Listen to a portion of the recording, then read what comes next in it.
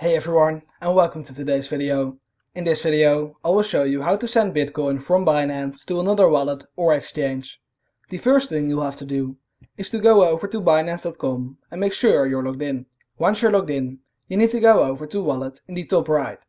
You'll then see a pop-up looking similar to this one, and you want to go over to Find and Spot. Because, as you can see, over on this page, you can do deposits and withdrawals. And you'll then be sent over to your Find and Spot page. Here, you'll be able to see your fiat balance and your crypto balance. So you'll need to go over to your crypto balance and scroll down until you see your Bitcoin holdings. Once you've found your Bitcoin, you need to go over to the right and click on the withdrawal button. You'll then be sent over to the withdrawal crypto page of Binance. And as you guys can see, Bitcoin is selected.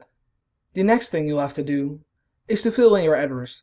If you're not sure how to find the address on the exchange you want to transfer to, you can go over to My Channel, go over to the search bar and search for Binance and then the exchange you would like to transfer to. Then a tutorial explaining how to do so will pop up. If you do know how to find your address, all you need to do is to copy and paste your address, and then the wallet address will automatically be matched to the corresponding network. If it's not, please make sure to click on the network and make sure that Bitcoin is selected. The next thing you have to do is to fill in the amount of Bitcoin you would like to transfer. Once you've filled in the amount of Bitcoin you would like to send from Binance to another exchange, the last thing you have to do is to click on the withdrawal button. Now in this case I don't have enough Bitcoin to transfer.